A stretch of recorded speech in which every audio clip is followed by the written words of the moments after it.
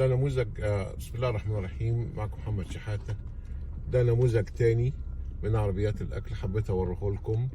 هنا فارش بقى وعامل قاعدة وترابيزات وكراسي، وأدي العربية بيعمل فيها الأكل. يجي يقف هنا هو من بعد المغرب لحد مثلا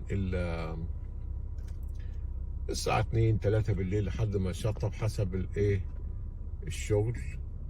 فبتبص تلاقي هو طبعا النهارده الجو برد، بالاضافه ان احنا في وسط الاسبوع، يوم الخميس ما احناش يوم جمعه.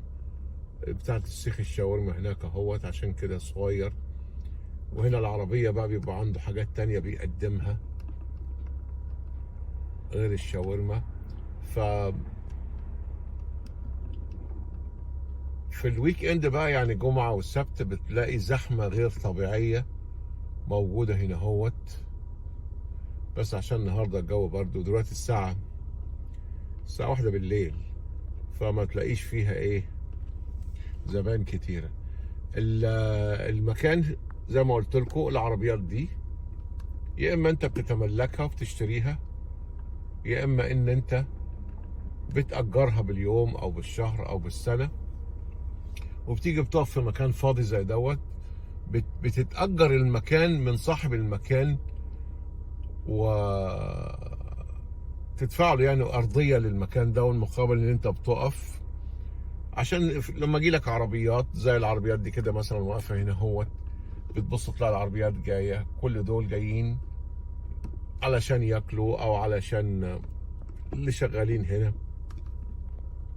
فهي بتبقى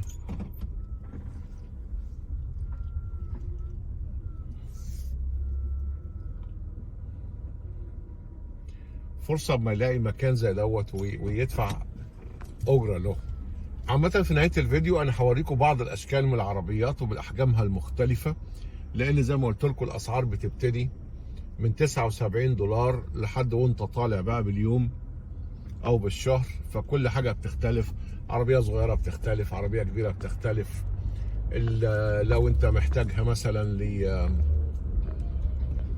لحفلة معينة وهكذا. أشوفكم في فيديو تاني. معكم محمد شحاتة، شكرا. بسم الله الرحمن الرحيم. معكم محمد شحاتة. أنا عايز أوريكم تكملة لموضوع العربيات الأكل. أدي نموذج اهوت، واحد فارش في الشارع وعامل سيخ شاورما، وأنا بيبيع للناس يعني فارش أكل. بيجي الفرشة بتاعته ديت، راح فارش التندة ديت والأنوار، وفارش الأكل هنا اهوت، ويبتدي يبيع من المغربية لحد مثلا الساعة 1 2 بالليل حسب الظروف. ادي العربية بتاعته اهيت، مش عربية ولا حاجة، ده هو جايب تراك وواقف فيه هنا هون. دي محطة بنزين اهيت، حتى اسعار البنزين هي المحطوطة. دي محطة البنزين، وهو واقف على ناصيتها وعمال يبيع زي ما انتم شايفين. فالموضوع سهل، مفيش اي مشكلة يعني. هي بتعتمد على الحي اللي انت هتقف فيه. في بعض الاحياء بتقبل، في بعض الاحيان ما بتقبلش. فانت وظروفك، انت بتدور على الحي اللي بيقبل وتحط فيه، تروح فارش الفرشة ديت. معاك عربية نص نقل، بتروح ناقل فيها الحاجة وفارش. شطبت بتنظف مكانك وتاخد بعضك وتمشي. وطبعا قبل ما بتقف بتستأذن من المحطة اللي انت هتقف عندها.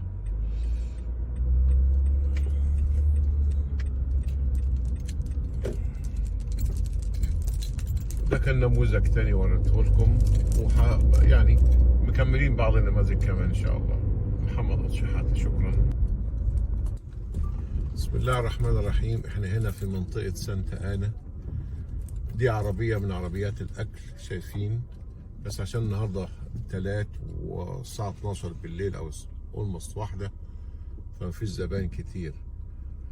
لو تبص تلاقي العربيات ديت بيتم تأجيرها كويس. بتقدر تتأجرها في أماكن معينة، بتتأجر منها العربيات ديت. وهنا شوف كاتب لك سي فود تراك. بيعمل لك سندوتشات سي فود، اللي هي التاكو، اللي هو السندوتش الصغير دوت المطبق وعليه جبنة وسلطة. العربيات ديت انا دورت، لان في احد الاخوه سالني عليها. انا دورت وسالت وعرفت ان هي بتتأجر باليوم، بالشهر، بالسنة، وبيختلف إيجارها كويس حسب حجم العربية وحسب تجهيز العربية نفسها. يعني العربية ممكن تكون مجهزة إن هي تعمل مشويات وفيها ثلاجة، في عربية تانية مجهزة إن هي يكون فيها الفرن وبوتاجازات، وحجم صغير، في حجم كبير.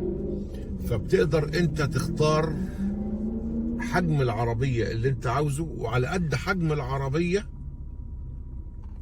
انت بتاخد. العربيات دي بتبقى مرخصة وجاهزة. انت كل اللي عليك بتشتري الاكل اللي انت هتطبخه وتقدمه. زي ما انتم شايفين ان هنا المنطقة دي منطقة سانتا انا مليانة عربيات بالشكل ده، لان هي مليانة معظم السكان مكسيكان، فبتقدم اللي هي التاكوز بتاع المكسيكان. العربية دي متنقلة، تلاقيه هيقف هنا شوية، يروح يختار مكان تاني قدام بار مثلا ويروح واقف شوية.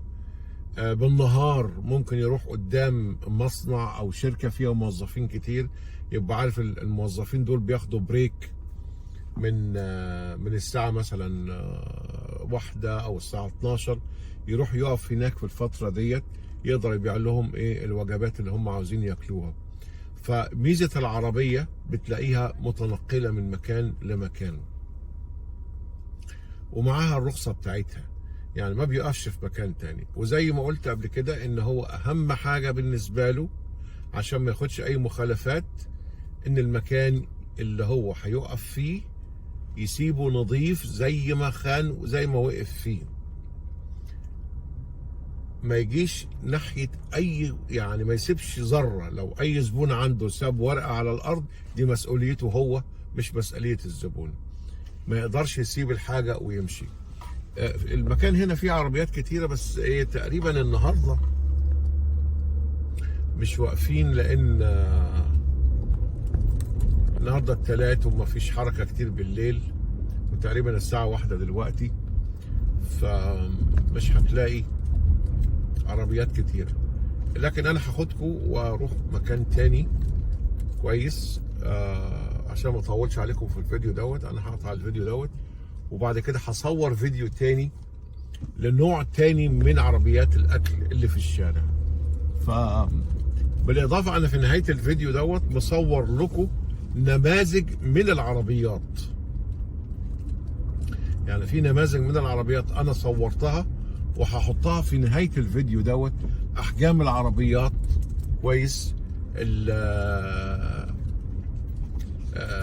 الحجم العربيه الصغير والكبير والوسط كويس.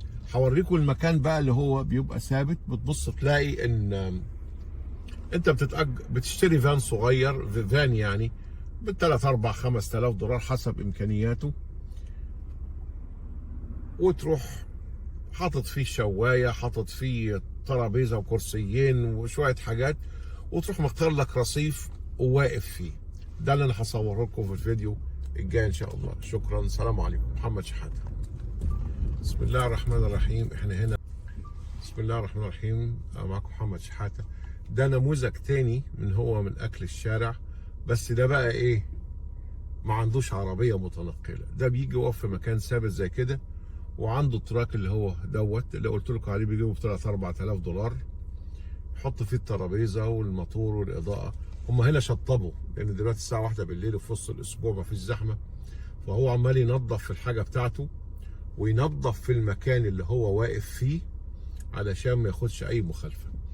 طبعا هو واقف هنا هوت على رصيف وعلى اشاره، لو انتم شايفين واخدين بالكم الاشاره هيت، بس في ظهره بلازه، فيقدر اي عربيه تيجي تركن هنا. هو بيستأذن طبعا من صاحب البلازه، ممكن يديله شندويشته ولا حاجه يعني هديه. بس anyway هو بيجي هنا وبيقف. دون بيختلف من حي لحي. يعني ممكن الحي هنا يطنش، لكن لو لقى الموضوع زياده عن حده ممكن تبص تلاقي ايه، يجي يروح قايل لك، يجي له بمنتهى الادب وبالذوق يقول له من فضلك ما توقفش هنا تاني. ممكن بقى ساب المكان مش نظيف، عمل لخبطه في اشارات المرور ولا اي حاجه، فيقول له لو سمحت ما توقفش هنا تاني. لكن يعني ما بيرملوش الحاجه ولا بيعمل فيه اي حاجه ولا بيأذيه ويسيبه، لان ده اكل عيشه. فبيروح قايل له ايه، لو سمحت خلي بالك ما توقفش هنا تاني، وخلاص على كده.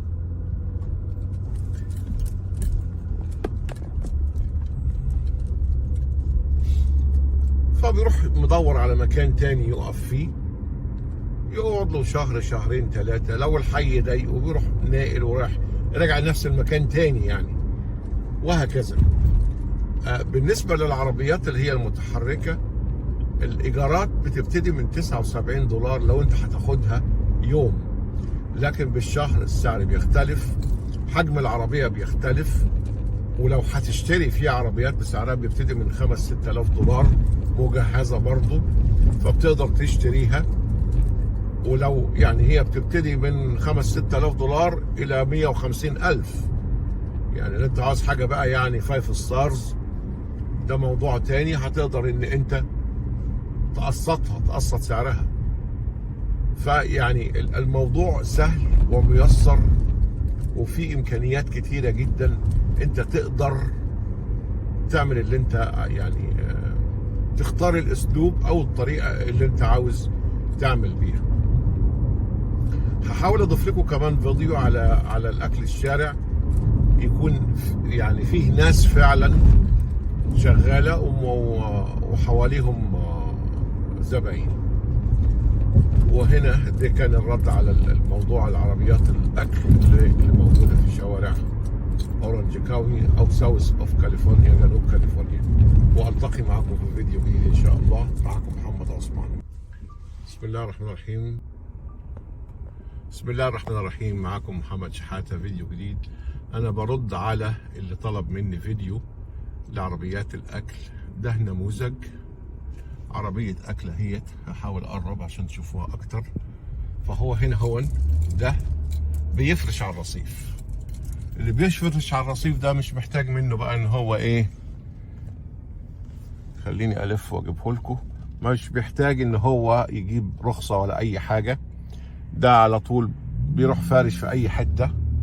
المهم ان هو اهم حاجتين بالنسبه له ان هو ما يوسخش المكان، تاني حاجه ان يكون في باركينج زي كده مثلا. يعني دي بلازا فيها سوبر ماركت، شايفين كل دول واقفين بياكلوا. هخش جوه واوريه لكم اكتر. هنا اهي باركينج كبير، يعني مش هيعطل المرور في الشارع لانه بيقف على الرصيف، فعشان ما يعطلش الدنيا وما يوسخش الدنيا.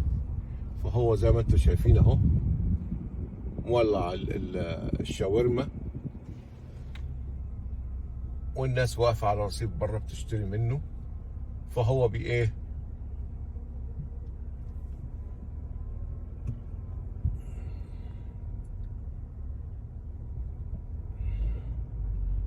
الف اجيبه لكم الزاويه الثانيه برضو.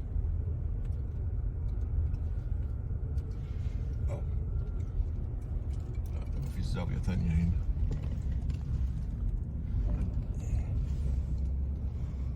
اهو زي ما انتم شايفين واقف والناس واقفه حواليه.